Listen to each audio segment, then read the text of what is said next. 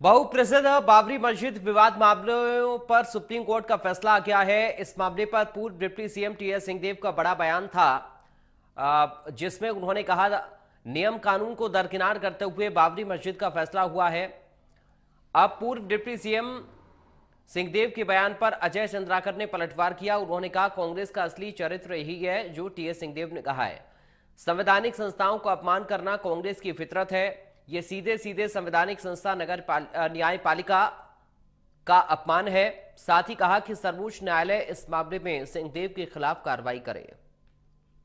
कांग्रेस का असली चरित्र यही है जो टीएस सिंहदेव जी ने कहा। संवैधानिक संस्थाओं का अपमान, संवैधानिक संस्थाओं की व्यवस्था पर प्रश्न चिन्ह खड़े करना, संवैधानिक संस्थाओं के फैसले को गलत कहना, ये सीधे सीधे देश की संवैधानिक संस्था और खासकर न्यायपालिका का अपमान है। और ये टिप्पणी है तो उस पर मैं तो चाहूंगा माननीय सर्वोच्च न्यायालय संज्ञान ले और टीएस सिंहदेव के खिलाफ, श्री टीएस सिंहदेव के खिलाफ कार्रवाई हो।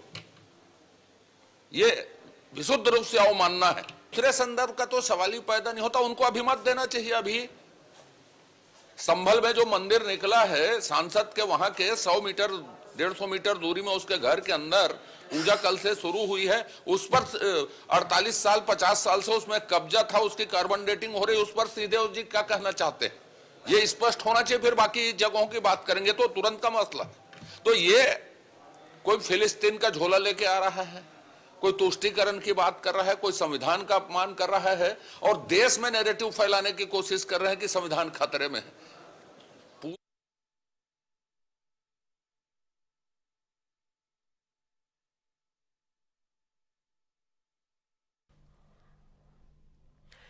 राज्य सरकार ने पंचायत चुनाव के वार्डों के आरक्षण पर रोक लगा दी। अब इस पूरे मामले पर दिग्गज बीजेपी विधायक अजय चंद्राकर का बयान सामने आया।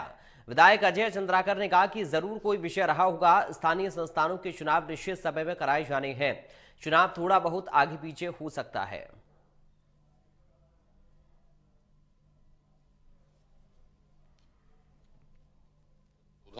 कोई ना कोई विषय होगा, लेकिन स्थानीय संस्थाओं के चुनाव 73वें 74वें संशोधन के बाद निश्चित समय में कराए जाने हैं। तो थोड़ा बहुत आगे पीछे हो सकता है, लेकिन चुनाव तो होगा ही।